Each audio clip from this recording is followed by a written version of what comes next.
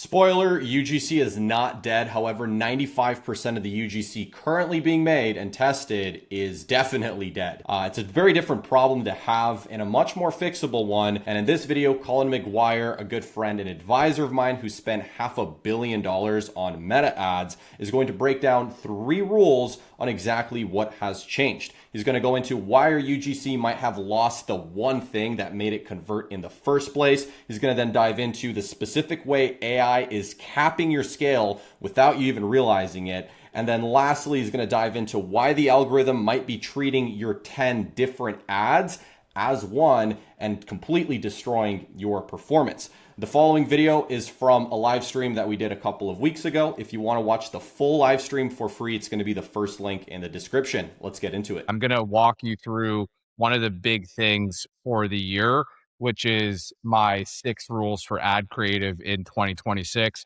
It could probably have some really cool, marketable, fancier name than that, but it doesn't. And it's more about the value than it is, any sort of marketing hype. The number one thing is stop UGC slop. The idea here is that UGC worked because it didn't look like advertising in the early days. When we were using UGC in 2019, we got fired over it because it was so ugly and people hated it. Now it's the industry standard.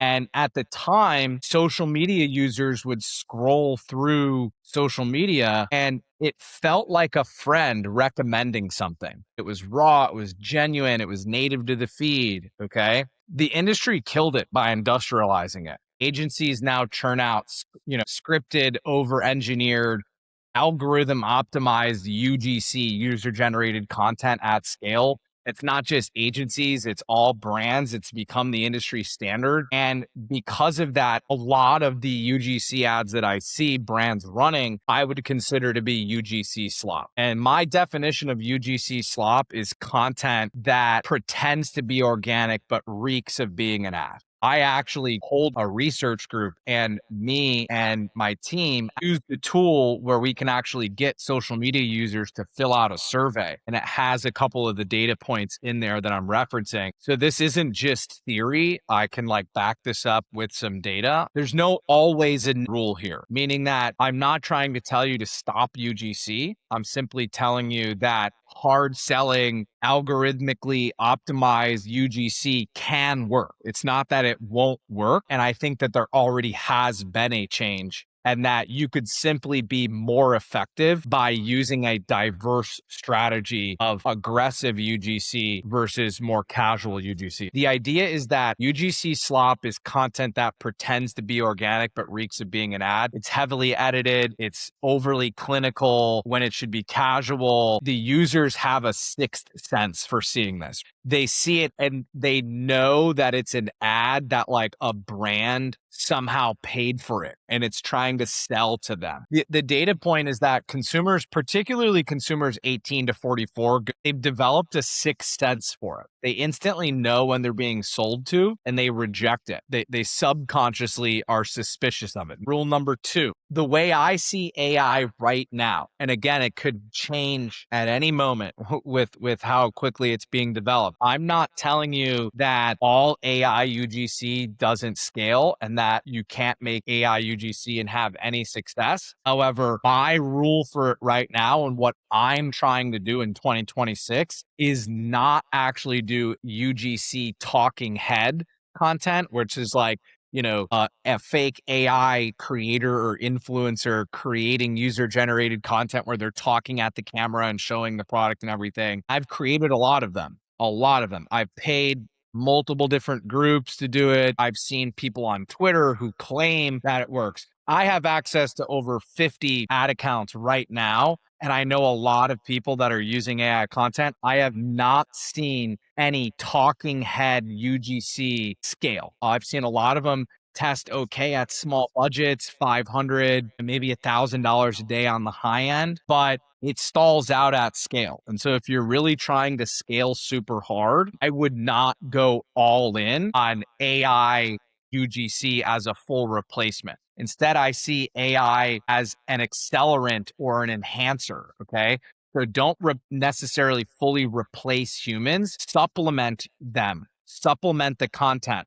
So use AI to enhance real creator content. And so what AI is currently great at is generating B-roll, generating images, product shots, medical animations, or just animations in general to explain how something works. I saw an ad recently on social media, just one that comes to mind that I thought was a really good use case for AI. They sell a car window breaker and a seatbelt cutter for like an emergency situation in your car. And they used AI to simulate how the seatbelt cutter works and the fact that, like, if you have it in your car, your kids can't cut themselves on it. And so I thought it was a really interesting use case for like a small product demonstration. If you're selling hair growth supplements, you can show maybe scalp rejuvenation or thickening of hair or whatever. There's different ways that you can create animation to help supplement an ad creative. That's what AI is currently great at for adding visual variety. When you get creator content from like $50 or a $100 creator, maybe even a free creator. Another thing is that AI voiceovers scale. AI voiceovers are great. It's not talking head, but you can still make videos using AI voice